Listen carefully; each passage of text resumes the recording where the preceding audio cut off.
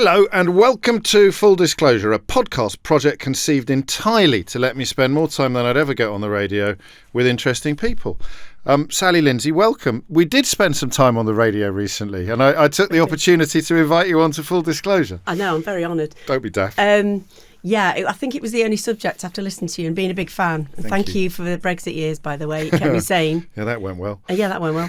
I remember being on set the day that the result came in.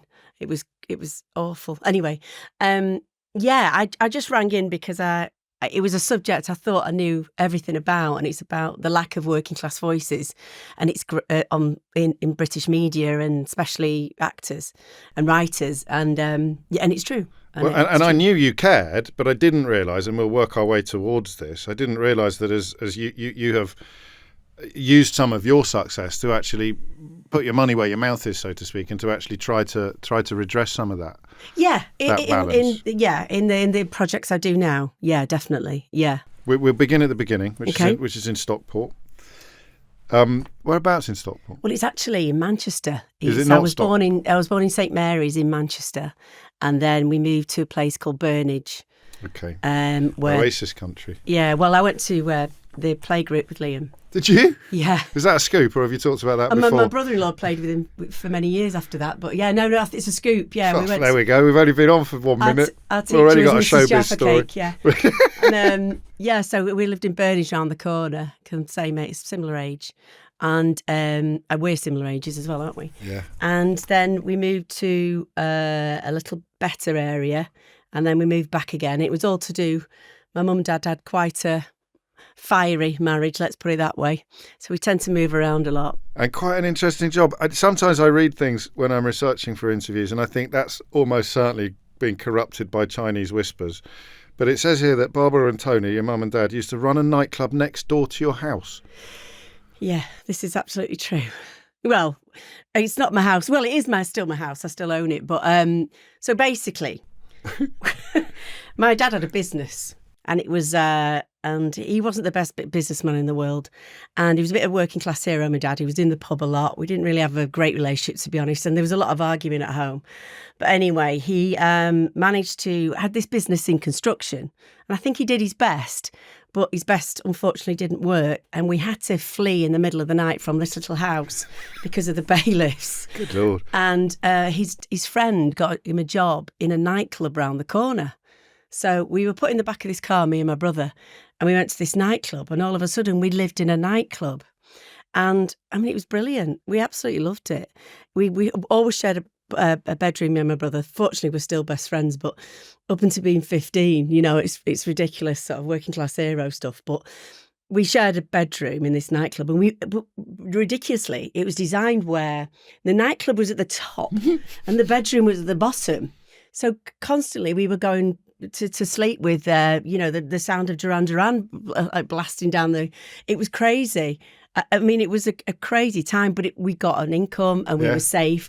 And that's why I started going to a school called St Winifred's, and which was really quite posh. And it was in quite a posh area, but we were just sort of like the living landlord and landlady. Mum worked really hard. She did all the catering.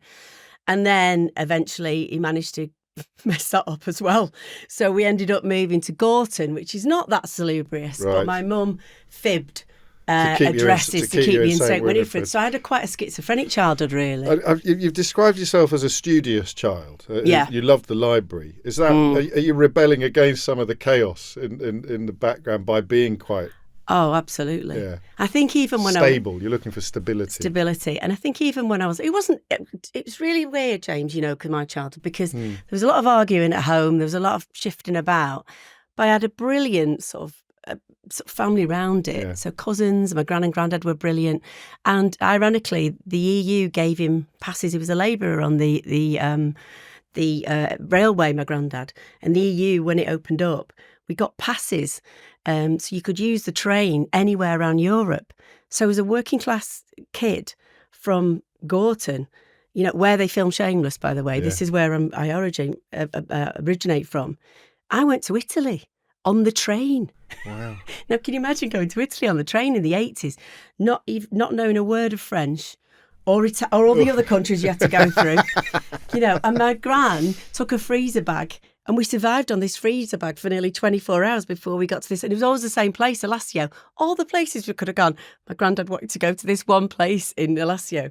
And we went there, and I went about 5 times. And that weird thing has happened in my childhood a lot, like, with the choir, I'm sure we'll come on to. And when I was a teenager, we had this amazing teacher called Kerry Barlow, and she applied. We were in this very normal comp, and she applied for us to go to Russia. So I went to Russia before the wall came down. So I've had a very schizophrenic childhood. I know in that what way. you mean. So I've had real opportunities, I think. You're conscious of horizons beyond your immediate. Yeah, absolutely. Which a lot of working class kids, of course, aren't. They don't have that opportunity. No. And it's more luck than judgment by the sounds of it. Oh, totally. Yeah, completely. But yeah. So Eton Mersey. Yeah. Postcode fiddling by your mum. Postcode fiddling. Oh, and the house thing. That's coming back to that. So there was a bar in the nightclub called Peggy's Bar, and Peggy lived in a little cottage at the back of the car park, and there was no wall then, and there used to be sort of this wasteland, and then this Tudor cottage, and I used to play in the garden there, and I thought it was paradise, and all the Enid Blyton characters lived there, and all my imagination lived there, and it was just paradise. And when, many years later, I joined Coronation Street, my brother was driving past this cottage and said, "Your cottage is for sale." It was always my cottage. Yeah. And I bought it, and I still got it. Really? Yeah, I still got it. I mean, I live in London now, but it's still mine, yeah. Good grief. I love it. So you've got that inner life thing going on then. So is that loving the books, imaginary landscapes? Completely. Imagination. Did anyone encourage it, or was it entirely sort of self? My granddad. Did he? So my granddad used to read things like Treasure Island when I was 4. No idea what he was talking about. But he read to, I was always so important I was always reading to my boys, somebody reading to you at night and the words and the language, and it does form. And I used to read these books over and over again. And he had a little bookshelf in the front bedroom in his little terrace house in Gorton. And I read every single one of them over and over again. So reading was my solace completely. Did he do the voices? No, he did the same voice like that. And it was just, Jim Lad. Jim Lad. Yeah, there was absolutely no expression. I had to make that up myself. And then you go to primary school at St Winifred's. You've described yourself as a massive show-off already, because that doesn't necessarily tally with the child in the library or the child in the garden of the cottage. No, it was interesting though, because I realised, I felt in St Winifred's, it was a really, like I said, it was in quite a well-to-do area. It still is, I think. And I could sing, and I could sing with accents. Okay. And I could act. And How did you find that out? Well, we were in a choir, and this choir made albums. And there was a particular album we made, which was a Disney album. And this was just after Grandma. And I had to do, they wanted an accent, they wanted a Cockney accent, Jim Chimney. And I did it perfectly and sang it as well. And then it was in everything, and my brother could sing really well.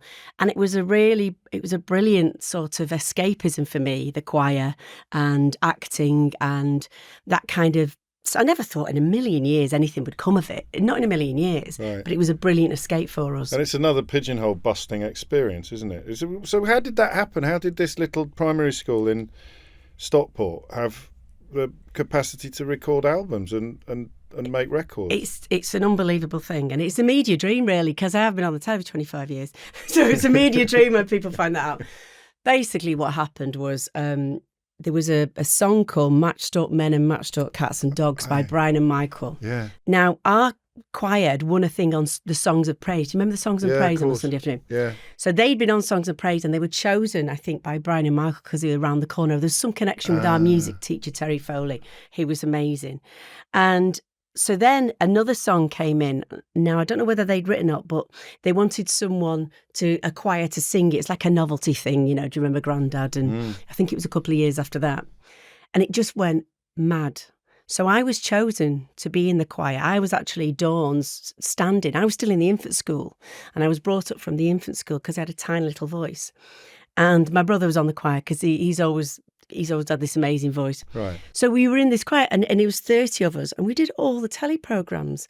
Like there was one time we went to I went to London on the bus. Obviously, everybody stopped, Yeah. like, just out of the road for someone to be sick because we were all because we'd never been anywhere, And we went to London and we did Pebble Mill at 1, if you remember. Of course, Granada Reports. Granada, no, what was it called? Nationwide. Yeah. But yeah, it was a mad time. Top of the Pops. So Top of the Pops was the big one. That was with Grandma. That was with Grandma. So yeah. because people will have clocked when you said St Winifred's, they will have thought not that St Winifred's, or they'd know already that you first sort of came to prominence singing that famous song. There's no one quite like Grandma. Yeah. Did you realise? I mean, was it just like a mad adventure then? Was it just sort of, this is crazy? We're on telly. Because there's part of you that doesn't perhaps know how extraordinary it is because you're too young to know. Totally. Yeah. We were completely too young to know. And we were just shoved in and there was like 4 of us in a Trust House 40, on a roundabout. And we thought it was like the glamorous London. And actually, it was on the South Circular or something. And we just thought it was amazing. And it was just, we went from programme to programme. And I remember I did a little Sky Cracker years ago about it. Because the guy, the wonderful Stuart Murphy, was head of Sky, and he said, "Is anything weird ever? We're doing these little things, And I went, well, I had a number 1 hit single. And went, what? Get it made, So we made it, and it was interesting going back there actually and remembering it, and remembering the audience were incandescently angry because if you remember, people used to wait to go on Top of the Pops, and there was just some kids singing. They were hoping to see Adam Ant. Yeah. Or the Human League. And it was us. And it was a bunch of kids from Stockport singing about their grandma. Absolutely. And I remember Terry Folliard coming out going, "Don't you be on to these kids." And we were like, why are they being tight? I'd never thought of that. Of course they'd be cross. They've been waiting 18 months. They've been on the waiting list. And they got their way to the front, and it's you lot. It's hard to exaggerate for people my age what a big deal that was, because you just sort of thought, crikey, children can be on TV. It was extraordinary. And wasn't it was number 1 for 4 weeks in 1980. Never off. Knocked John Lennon off, which is horrific, isn't it? Was there any anticlimax after that? Did you think you'd be coming back for us with your second smash hit? Smash it. Do you know, it's really funny, James, because from then on, we kept making albums and kept sort of turning up at the Albert Hall for tributes. Like there was a Disney tribute and there was this tribute, and we were the go-to choir. Like we sang behind ABBA. Gosh. When they were in England, just because we were the go-to choir. And I Have a Dream with a kid's desk can, and we were just there. And our choir practice was going to 10cc's Stockport studio. That was our choir practice. Recording stuff. Yeah, every Wednesday morning. So it wasn't a flash in the pan. It was part of a process that went on for years. Yeah, we made loads. And presumably it came to an end when you went to secondary school. When you went, and then you went to St Anne's Roman Catholic High School. Yeah, that was a bit of a culture shock. In what way? Well, it wasn't. It was a good school, I would say, but it didn't have many pennies. Okay. And there was quite a lot of pennies from the choir in St. Winifred's. You see what I mean? So we had nice equipment, and we had paper, of course, things, and books. Whereas we got to St. Anne's and there wasn't much. The teachers were good. I mean, I've got to say, the teaching staff wasn't bad at all. 2 of them massively integral, I'd say, to my future. Not my dramatic future, just my that turned me around. There was 2 teachers. There was Kerry Barlow, who was my history teacher. And then when I look back, she was probably about 26. Yeah, of course. You thought she was ancient. I thought she was ancient. She was 26, and she was the one who fought for us to go to Russia. Yeah. And that changed my perspective on the world completely. And there was also a teacher called Mr. Levendis, who was a maths teacher, and I am diabolical at maths. Mm. I mean, everything else I was always in the top stream. It wasn't easy to me. I was always a studier.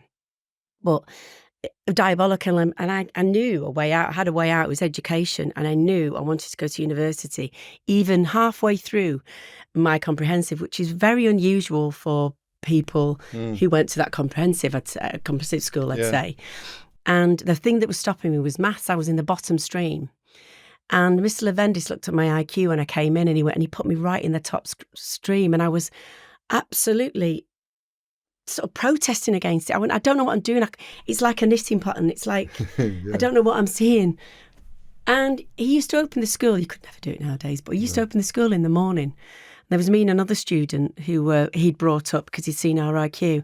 And he used to go through past papers with us every single morning for 3/4 of an hour. Good Lord. And I nearly got an A in the end. Wow. And that's why I went to university. Waiting for it all to slot into place for you. Just I mean, knowing the faith that he showed in yeah, you. absolute, That you'd complete get there. blind faith that I know he knew I'd get there in the end. Where did that conviction come from? That education was a a way to I don't know whether it was seeing Educating Rita on the telly, really. which was my favourite film. That's the legend. That's certainly what we'd print in the biography, isn't it? That's the moment in the film of Sally Lindsay's life where she'd be sitting in front of the screen watching. But it is. I mean, Willie Russell knew exactly what he was doing. It wasn't mum and dad then. There wasn't a huge weight on education. Not at all. I mean, not that. Ironically, my mum went back to university when we went to university. She had a bit of a road to Damascus thing, Educating Rita thing, but no, it was. I think we were bright, and I think I was told I was bright. Yeah. And I think I was really good at drama and really good at art there. That became completely naturally, and I really liked public speaking. But it was more education that I thought was important as opposed to showing off, which I could do naturally. Yes. And I didn't know you could do a job on that. I don't think people like me could do a job like that, you know. And that didn't change for quite a while, actually, longer than I realised. But what was it that you thought you were going to gain access to by getting your education? Choice. Which it did. Yeah. It really did. I thought there must be something better than this. There's got to be some sort of way. There's different things, opportunities. To be fair, I always had a little dream. We used to listen to Radio 4 in the car. You know, all the stories. I remember first hearing Radio 4, Adrian Mole before reading it, and thinking it was just profoundly brilliant as a little girl in the car. Whatever. God, we are the same age, aren't we? Exactly the same age. Whatever claps out the car, my mum had managed to sort of, put a potato in and drive. Yeah. Radio 4 was really integral to me, and I thought it was sort of global and worldly, and radio has always been really interesting. I always thought I was going to be a radio journalist, which is why I'm a little bit overawed by this, even though what I do is do, but I just think it's always been an amazing thing for me, radio. So that's what I thought I was going to do. So you're aware of these possibilities, but you're also aware that you don't even get to the place where there's 4 or 5 doors in front of you unless you get A levels, unless you go to university. What would the other path have been? What would the average fellow student at St Anne's? What would be the expectations of a young woman from that background? Not a lot, really. No. I mean, interestingly, my year did really, really well. And my best friend Claire, who's still my best friend now, she left and went straight into a banking job. Right. She wanted to get out. But she is like, very high up in her career in sales now. She's always been at the top of her game in sales. So potentially that could have been me. But I don't think for me, I needed that kind of, I don't know, there was something about it, that university and education or college. And then obviously I went to college and nearly messed it all up because I was in the hacienda every night, wasn't I? What, to do your A levels? Yeah. So this is now 89, 90. So I did, yes, I did all my... I too, not every night. I was at boarding school on the other side of the Pennines, but I did Manchester Youth Theatre in 1988 and 1990. See, I didn't even know that existed. And did you not? No, didn't. I knew there was an Oldham Theatre workshop in the ether somewhere. I did theatre studies at A level, but I never really took it seriously. I never took my talent seriously. What sixth form college did you go to? Savarian. Okay. Yeah, Savarian. So I never really took what is integral talent seriously, really. I didn't think that was for me. Never thought it could be a career. And yet that quite a lot of people who've got the same skill set think that I could go into journalism or I could go into acting or I could go into politics. If you'd gone to a school like mine, it would have been an absolute cakewalk. It would have been completely within your reach. It wouldn't have crossed your mind that these kind of professions weren't for the likes of you. Totally. But you could conceive of becoming a journalist. You just couldn't conceive of becoming an actress. Because I thought there was a pay there. It's about money. It's about, what we always forget with the working classes is that things cost money. You need to be supported. And when you haven't got any, that's what you just think, well, that can't be for me. Because, I still to this day look back and don't know how it happened. I don't know how I managed to, I still try and sort of dissect it. It'd be really interesting, sort of you getting out of me, really, because I can't work out how... The moment. Yeah. Because you did, you survived the hacienda years. Yeah, just. Got into Hull University. Got into Hull University, which was unbelievable because I was put down in, I had a teacher. I had one teacher who couldn't stand me in A level. I think it's because I used to ask quite a lot of questions, and he didn't want you to ask questions. He was one of them teachers that just shut up and write down. And I remember not getting in a place at university. I had to take a year off because I didn't get into any places. And I looked at what he'd written down, and he'd written down that I'm not suitable for university life, and he predicted me as a D. In the end, I nearly got an A. And so how an active teacher can do that to a student, I don't know. Bitterness. I don't know what it was. It must be. I can never work it out. Other explanation. He doesn't. I mean, doesn't want to see you flourish for whatever reason. Anyway, I got there eventually. It's bizarre. And then we went to Hull. Have you done much acting yet? Because I've got you singing in the choir. I've got you on Top of the Pops. But were you in the school plays at St Anne's? Yeah, right. A bit. But not like every lead role went straight to you. Oh or anything no, like not by that. any stretch of the end. Okay. And I remember we did West Side Story. We did West Side Story at A level, and I got Consuela, which was like the worst. But it was like one line, and I remember being very bitter about it. Well, yeah. You know, what there was a happened to laugh, Maria? though. What happened to Maria? I don't. There's a girl called Helen Trieger. She was lovely. She was very good, actually. But I'm not. See, I've obviously got over it, James. Yes, clearly. So there's nothing yet. You get to Hull. Yeah. You something changes there, doesn't it? I mean, again, it's a third or fourth or fifth possibly teacher that's come into your life and made a meaningful change. This was Neil Sinyard, who also reviewed plays, I think, for the Times, didn't he? So you did, and film. But it wasn't until the third year. Right. Start of the third year. I had a little radio show. Yes, I had a little radio show, URH, I think, University Radio Hull, of course. And we had 4 records. Yeah. And do you know Harriet Scott? Yeah, of course. She was in Was she URH, really? yeah. Oh, wow. And she always, when we see each other, we always go, you know. Whoa. Let's hope those Don't mention those days. Those tapes have disappeared. Yeah.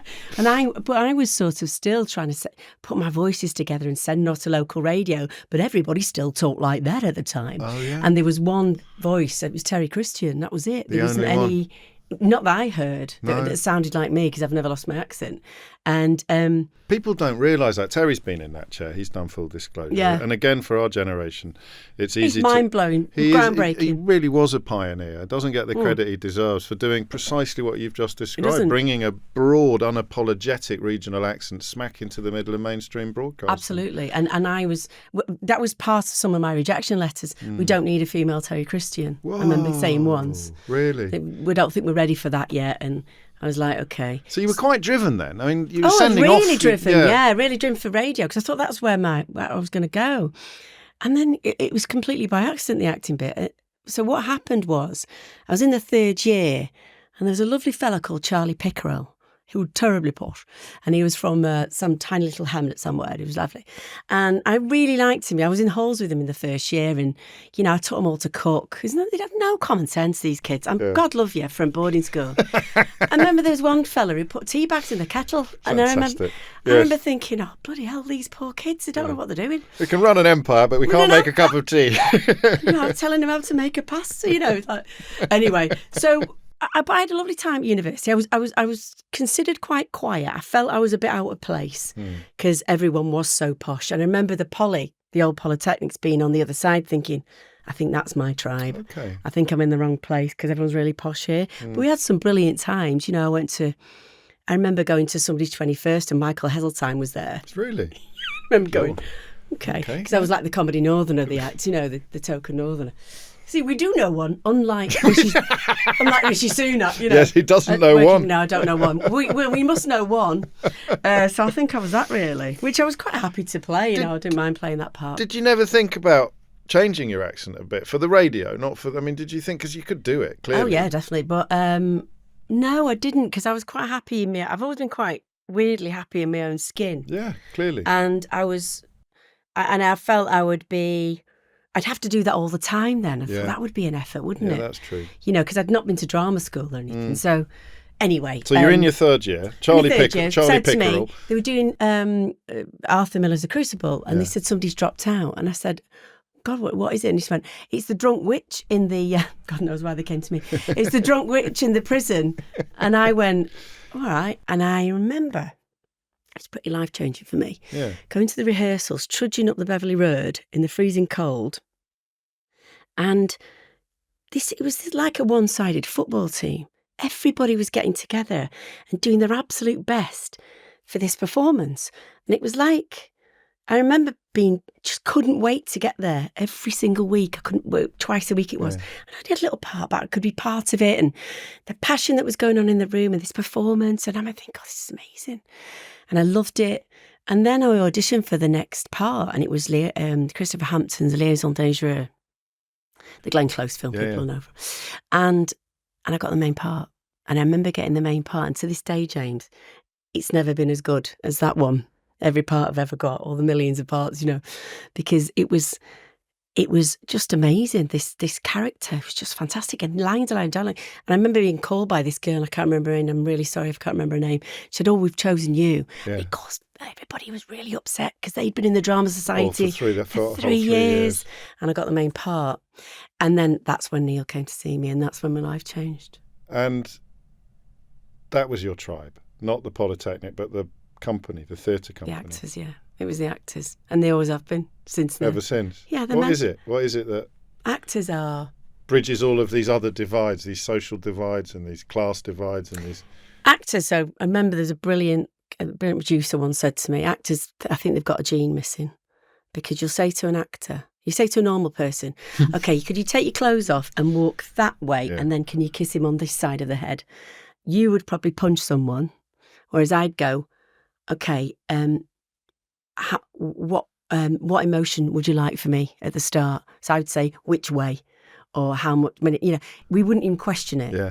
And those people, I think we've got a little bit of a gene missing or one, because it's ridiculous the stuff we get up to and don't think anything of it. And because it's just another character, and that's all we care about. It's another character, so it's not me, is it? And there's something about student theatre, university level student theatre, that is the bridge, because at school nobody thinks it's going to lead anywhere. But at university, quite a lot of people in that company would have been at least entertaining the possibility of a career in drama. Certainly the directors would have been thinking. Definitely. And that makes, again, it's another horizon that opens up in front of you. But it's the arrival of Neil Sinyard in the audience that changes everything. It was Neil, and he said to me, because he was my film studies tutor and he was my World War poetry, which I'm still passionate about now. He was just such a great teacher, and he would let you. We'd be in tears, in the, and it was just great because some my tutors were like Basil Fawlty, they just went through the same thing. I remember doing Kubla Khan, and I thought, oh God, this sounds like A Night in the Hacienda to me, and did say that, and they were like. He was like, no information. I thought, oh, we'll just stick to the script here then. But with Neil, it was different. And he just said, if you could act like you can write, if you could write your essays like you could act, you would be getting a double first. You need to really think about this, Sally. And I was like, oh no. And I was a size 14. I had acne. Well, sort of a bit. Yeah. I had badly dyed hair. And I thought, people don't look like me on the telly. They look like Audrey Hepburn or, they don't look like me. So what's he on about? I don't know what he's talking about. Couldn't understand it.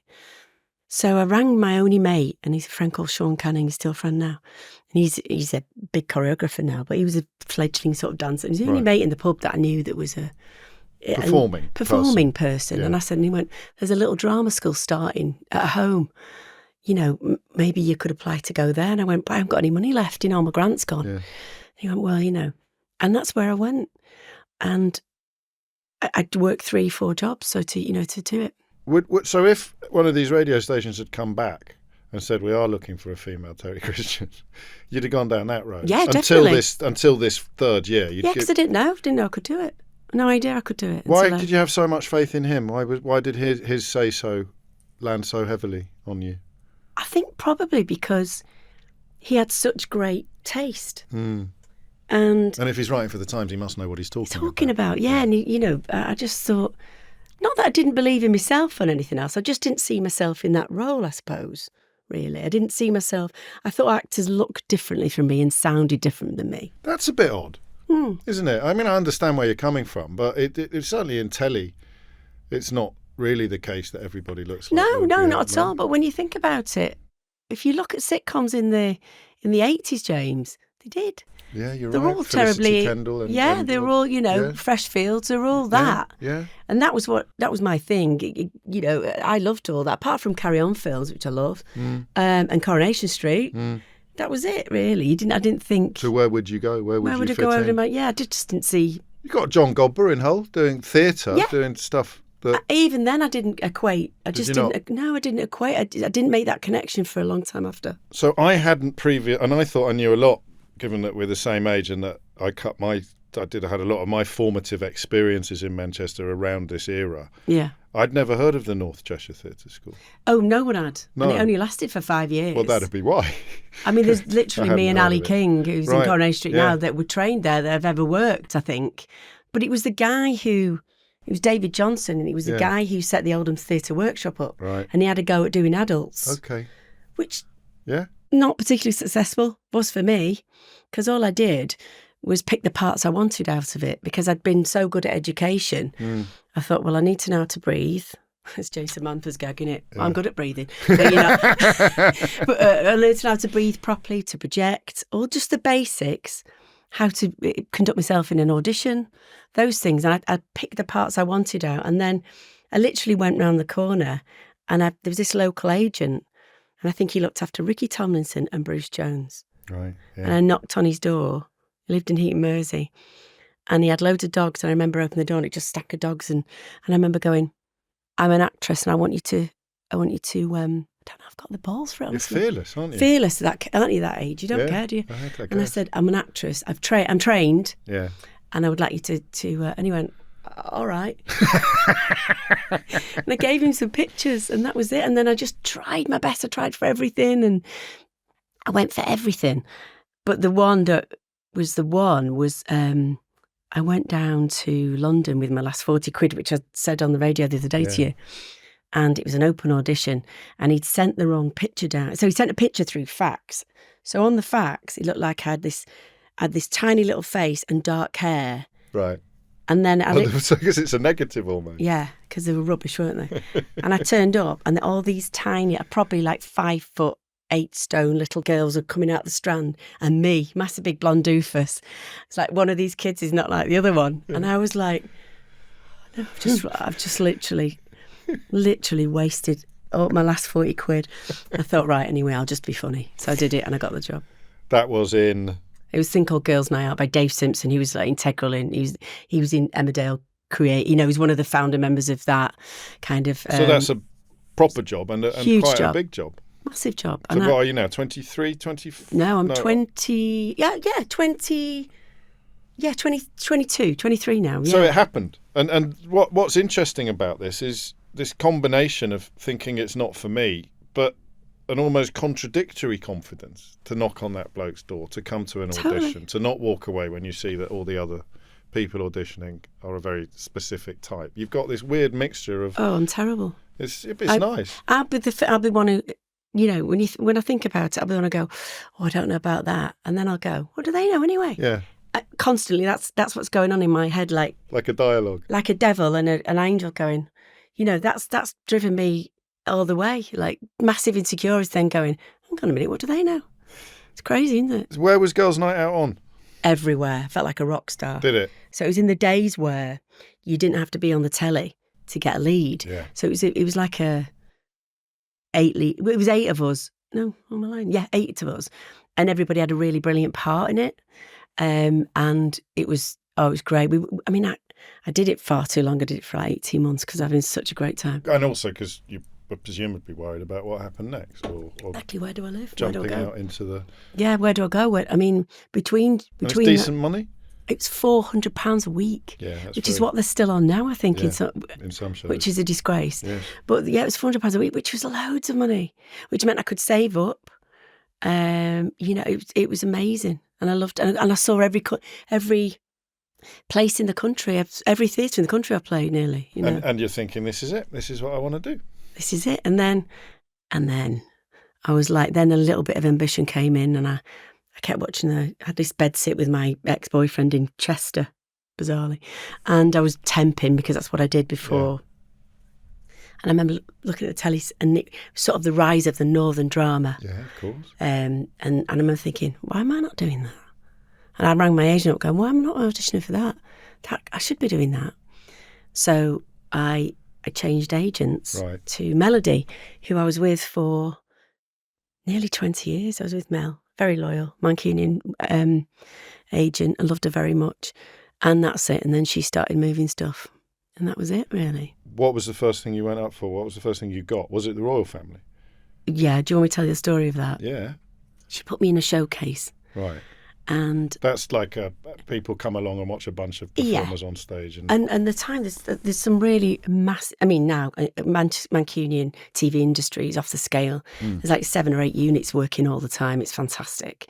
But then it was quite small, but there was some really integral casting directors up there, like June West, Beverly Keogh, Michelle Smith, who I work with now, but really big casting agents and really big stuff going on with Paul Abbott, all these brilliant writers coming up. And so there was a showcase going on. So yeah, she put the showcase, she didn't have any money at all. She put it on a credit card, wore an Armani suit and did some catering because she went, if you put a glass of wine out, a casting director will turn up, And she trained us all. And David did, my old tutor. And I was, because I was match fit from being in theatre, I did a very northern version of Her Big Chance by Alan Bennett, who Julie Walters did. Obviously, you probably noticed I'm quite obsessed with Julie Walters. And we're all obsessed with someone, aren't we, of our peers? Yeah. And I did Her Big Chance, but I did it as like a Mancunian, And I was sort of still fit enough to do it like that, like to be. And anyway, everybody else had chosen a really sort of dramatic, very emotional thing. And mine was 2 minutes, hilarious. Gag. And my brother was in the audience and he said, all I can remember is everybody just looking at the programme going, who's this? Yeah. And that was it, really. And the next day I was in the Royal Family. Was that... Who cast that then? With Caroline? It was June West. She was doing the cast. But it was hilarious because as a 17-year-old and 18-year-old, I used to go to the pub with Craig Cash because it's round the corner. Yeah. And then I turned up to the read-through and he went, I thought they said you. What are you doing here? Because they wanted a complete unknown to play Michelle. And I was a complete unknown. But it was amazing. What an amazing first job. How long did you do that for, playing Twiggy's girlfriend? Oh, it was only one ep. It was 10 days. Yeah, but it was it was profoundly, to change me profoundly. Because you were part of something so huge. So huge. I had to be really good. Yes, and also, of course, because you're with geniuses. Complete. On that set. Complete geniuses. And also really nice people. And I don't know if you realise this in your career, the more successful people are, usually the nicer they are. Yes. I've always thought. Because I think the insecurity goes, or at least the bitterness goes. Yeah. If you're not looking at everybody else thinking, why haven't I got a bit of that, then you can actually... It's liberating and you become more generous. I mean, Sue Johnson and Ricky, they were the kindest people. Yes. I remember Sue saying... God, what an amazing set to be on. It was amazing. And they were all hilarious, And I remember taking the mickey out of Ralph because he was seeing another Page Crew girl and, and I love Ralph now, obviously he's a bit grown up now, but, they all used to take the mickey out of him and because he was with the next it girl and it was just like being this amazing. And I remember... I was dressed as Michelle on set and obviously didn't look like my normal self. And I remember Liz Smith trying to find something nice to say about me. She went, oh, haven't you got lovely teeth? Because literally nothing she could say because I had all these sort of rosacea put on my face and, and fake blood and around my ears and my hair dyed and I looked a mess, and quite rightly, and so it was funny. But Caroline Ahern could have written that line, couldn't she? Honestly, Caroline was just amazing. She was amazing, so kind as well. And I mean, there's no real pauses, is there? Well, there was a little bit after that. Between that and Corrie? Well, that's when I did stand-up, because I kept getting next to, like, down to the last two of things. Oh. And then, you get the part, and then they rewrote it because it was so free. And now you've got to have your script put in 47 years before, but then it was always like, so free. So I was nearly getting there, and anyway, I thought I can't just sit on my backside. So I created a character, and it was very much inspired by, I don't know if you could do now, but inspired by Paul and Pauline Calf. Yes. With the great Steve Coogan, who I'd seen at the Southern, and the scene at the time in Manchester, and I'd seen Caroline done Sister Mary Immaculate. Yeah. Just honestly, just brilliant. Charts, yeah. And so I was inspired. So I thought, well, I'll do a bloke then. I'll be a bloke. So I based it on my dad. Right. And he was called Derek Cotton. And I did it, and I thought I was brilliant. And then I went on stage at the end, and I was like, who's that? And I was that good that I thought I was a bloke. And that wasn't the gag at all. So I remember that's when I met my friend Alan Carr, because we got through to, because we did our first proper gig together. And obviously, I don't know what happened to him. He was just genius from the start. His first gig. You could tell straight from away. the start. I remember looking at my mum in the audience. She was biting the carpet. Really? And he just made it genius from the start. That's lovely, though. And my friend Justin Morehouse is still very successful stand-up. And we got through to this heat. And I got on stage and I had this sort of long, the 90s hair, long curly hair. And I was like, who's that? And I thought, oh, no, this is not going to work, is it? Anyway, I did it for about 9 months. And little did I know that June West was following me around. Okay, casting director. And even though I was playing a bloke, yes, she cast me as a glamorous barmaid. She saw something. What's that like for a Manchester girl who's managed to pull it off? You're on your way. You've had a little pause here, thinking, have I peaked? Is that it now? Have I had my time in the sweet shop, and now they're going to take it? I thought it was. I bet you did. And then it's like coronation. And then the insecurities coming again. Of course, yes. What are you doing here? Know your place. What are you doing? Yeah, know your place. And then all of a sudden everybody thinks it just happened. I had a 7-episode trial. Right. And they created the character for me. Yes. Well, it's unbelievable, really. Well, and yes and no. So I thought, what do I do? So I nicked a bit of Raquel. Yeah. I nicked a bit of Julie Goodyear to start with, because I didn't quite know what I was doing. And then all of a sudden, what you do in Coronation Street, it's like a tennis match. You give them a bit, they give you a bit. So the writers, I know now that as a writer, if one of my cast gives me something, I'm like all over it, straight like, And so that was that. And we had a wonderful time for 5 years there. And this is the point, often on Full Disclosure, is the bits that the public already know about are not necessarily the bits that we go over much. But I am interested in the snobbery with which soap opera is still treated. Ridiculous. It's beyond ridiculous. It's beyond ridiculous. Because the talent, the two people you've just mentioned, Sarah Lancashire and Julie Goodyear, phenomenal actresses, one of whom went on to do lots and lots of other stuff, and one of whom stayed in the Rover's Return for the duration of her career, but both of whom were titans. Absolute titans. And also, what people don't understand about returning dramas, they call them nowadays, don't they? But you literally have to rely on how raw you are as an artist. Yes. You have no time at all. So there's no sort of sitting deliberating. One of my best friends is Saran Jones, and we talk about this all the time, that we are literally, we're out the traps when we go on set. We're out the traps.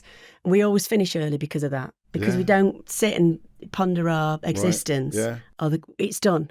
And it's from there, because it's a raw thing.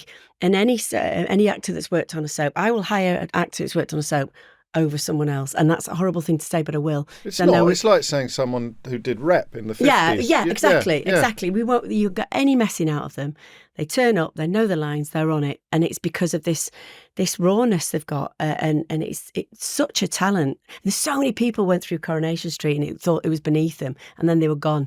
Right. Within weeks. How interesting. And so they turn up with an attitude. Absolutely, yeah. That's interesting. Oh, God, believe her in Manchester. It's awful, isn't it? And then they do that comedy like, the northern accent that people put on. Whereas authenticity is what delivers the moments that the audience want. But it's not just the actors, it's the writers, it's the directors. Absolutely. The craft and the talent involved in doing a show like that is off the Why is it? Is it because private schools have dominated drama for so long, or the London drama schools, so they just think this is some sort of end of peer entertainment? Absolutely. And also there's that stat that 50% of soap writers are women.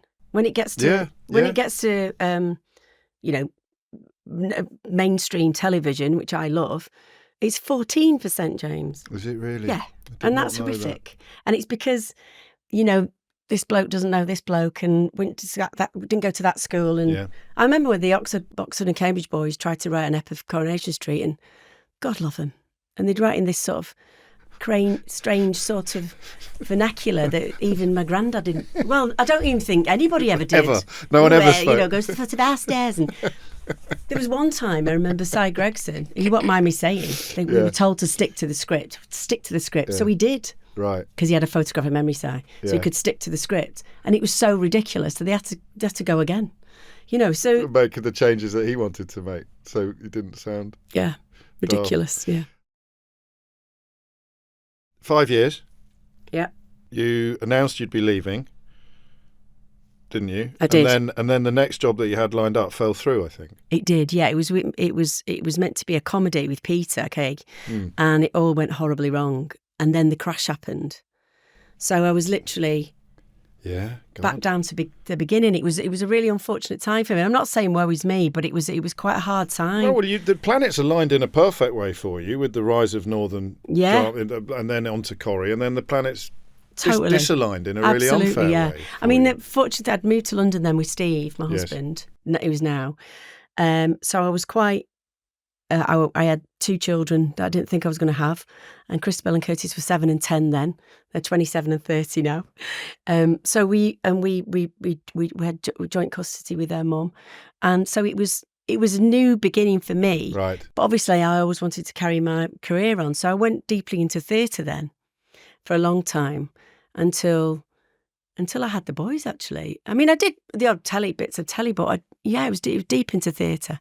Like brilliant stuff at the Royal Exchange I was lucky enough to do. I'd played the lead there twice, which was pretty amazing.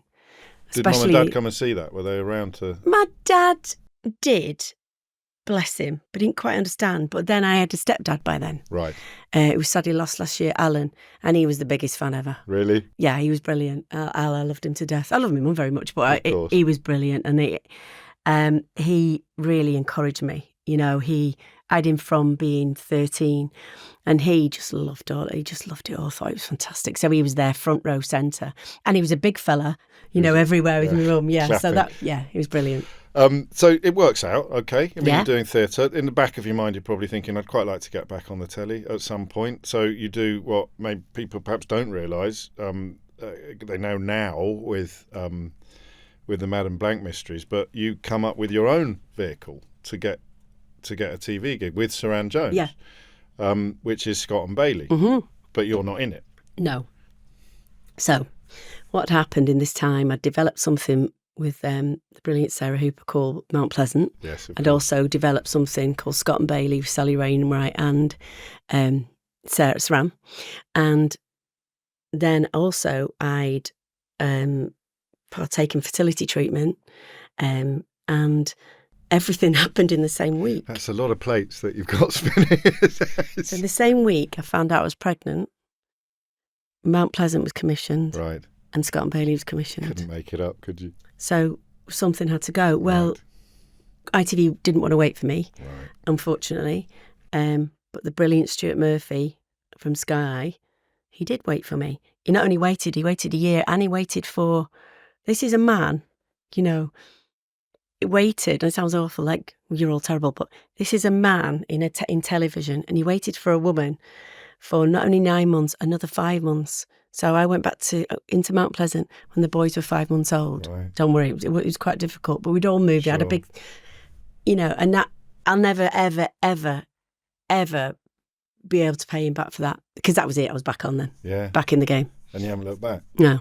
Really? Except that, and you talk a lot about age, particularly as a female, as an actress, as a female actor, you have to make your own luck, which means projects. Yeah, so I'm always good at that. I was always writing my own, and we have a company called Saffron Cherry now with my friend Caroline Roberts Cherry, and essentially she came to me about, it must be 5 years ago now, and said, will you be head of scripted? And I went, no, I'm just an actor.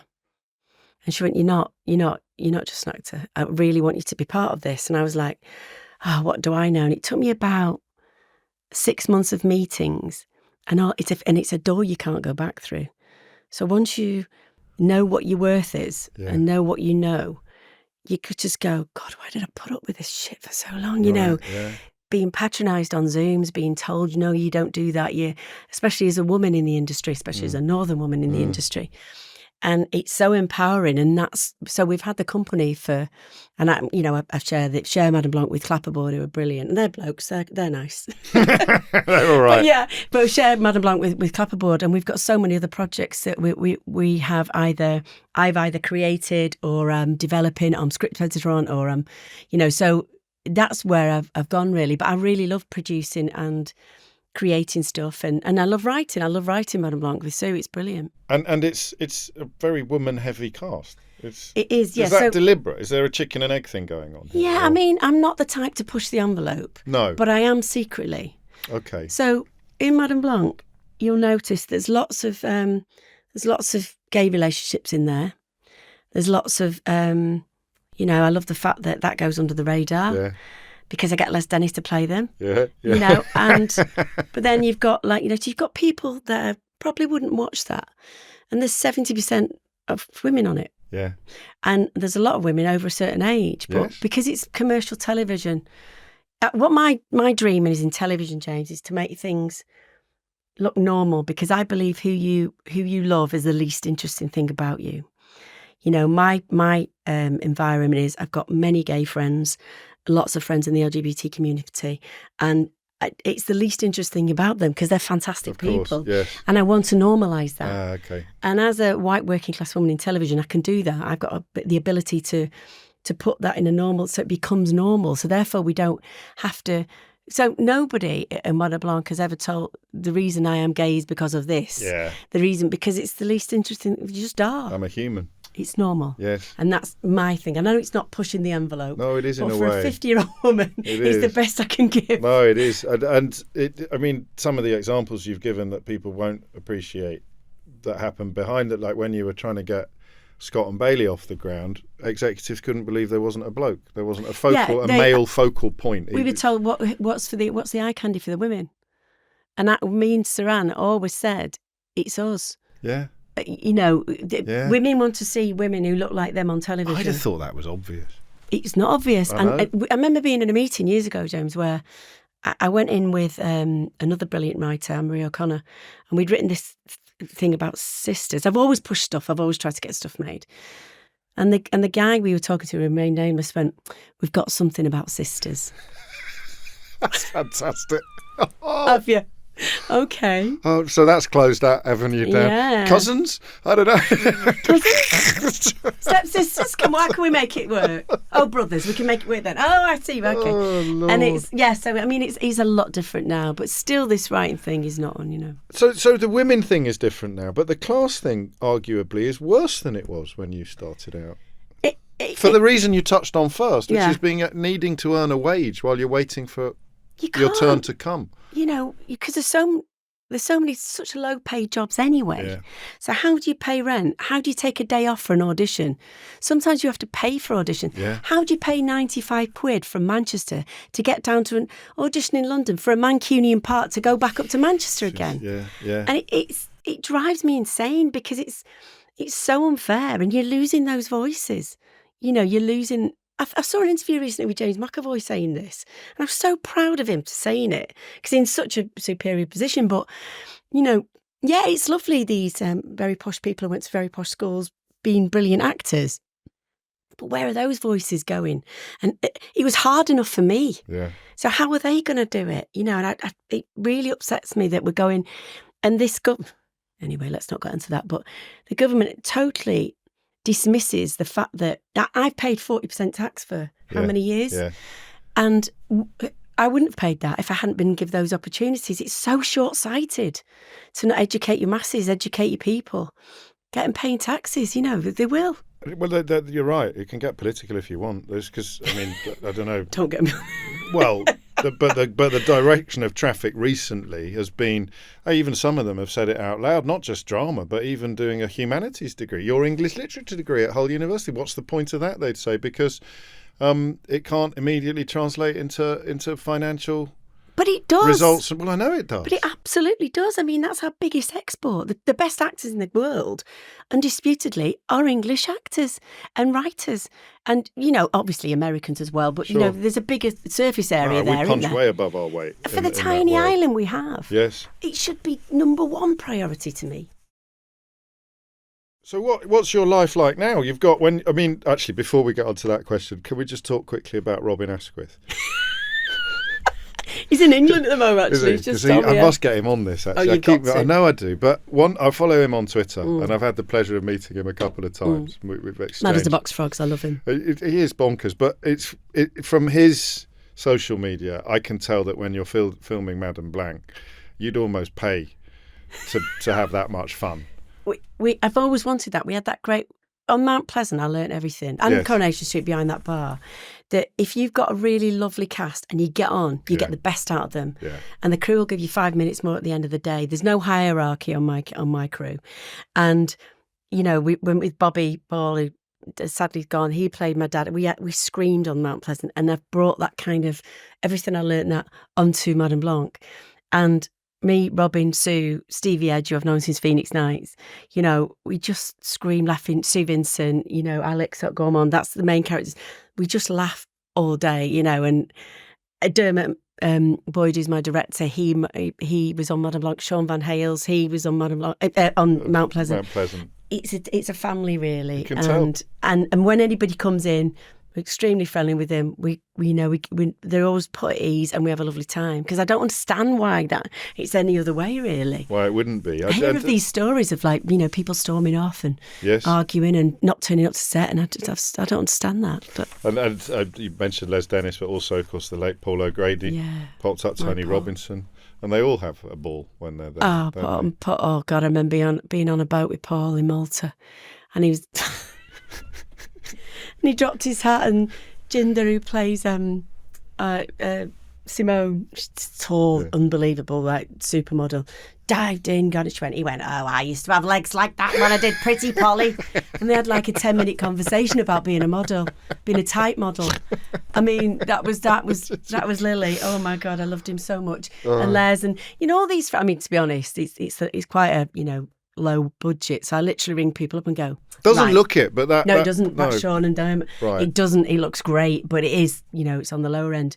But we make it work because I ring people up and go, it's like, what's it like? It's like it's like holiday with spending money. Yeah, that's what it's like. That's right. And that's how I do. And they all say yes. And these amazing people I've on it, you know, like Julie Graham and Lisa Maxwell, all these, you know, all these amazing people who have done it for me.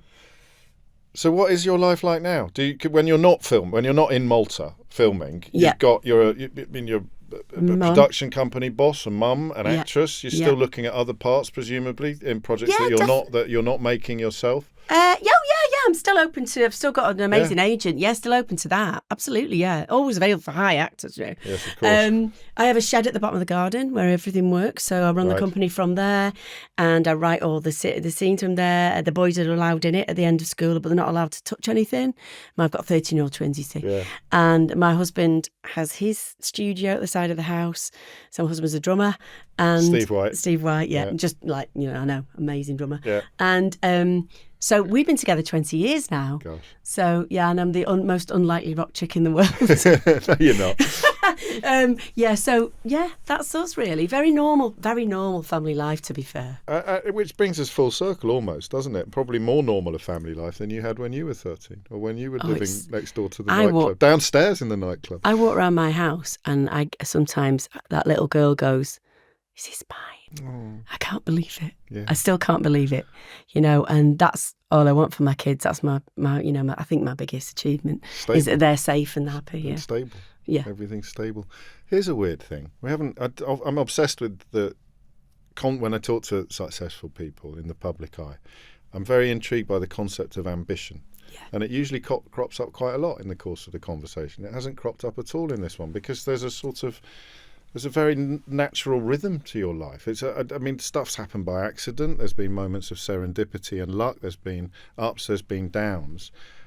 But it's almost, I don't know, it's like there isn't a moment where you've come across as ambitious. You just wanted to do things. Yeah. Not about reaching a rung or two, except that one moment where you thought, why am I not going up for these parts? Yeah. That was my Boudica moment. That was my bit of fire. Like, hang on a minute, I can do that. Yeah. Why am I not doing that? And yeah, absolutely. I think that, there's a little bit of ambition because Sure, I've got a little bit, but I don't. Yeah, I've never felt like a bit or jealousy or envy of anyone. No. Like my friends who are very successful, I'm fiercely proud of them. Not even What's her chops who played Maria in West Side Story. Let's never get over Helen Trees, to be honest. Bit, I mean, yeah, let her off now. Tiny little bit. Sure, she's lovely. No, yeah, no, I just feel extremely lucky in what I do, and just want it to carry on, really. So that is the final question. Is there like one thing, like a feature film or a role, or just what, like something that you've got in the sort of when you're awake at 3 o'clock in the morning? And I think this was not that I'd like to do this again, maybe in another role. I really like returning dramas. I like the serial. I like getting used to a character. I like carrying on in the role. So this is my dream, really. So playing Madame Blanc is an amazing dream for me because I created it. I write it with Sue Vincent, and it's sort of a dream, really. I can't quite believe it's happening and carrying on. And people ask me to do it again with other roles, and I think, God, yes, it must be working. How's that happened? That's a win, isn't it? It is a bit, yeah. For people who haven't watched it, you're in for a real treat, aren't you? Because I think Sheila Focus is a fan, actually. I think she is. She tweets a bit about it. And I nearly died, nearly dropped my phone when she said that. It's amazing. But there's also loads, so it's one of those things. My kids are doing that thing now where they find something. Oh, yeah. And then it turns out there's 8 series of it, and you don't watch anything else for 3 months, You're trying to get out of the house. Oh, Lord, but there's plenty. There's already plenty. We've got 3 out there already, so hopefully more to come.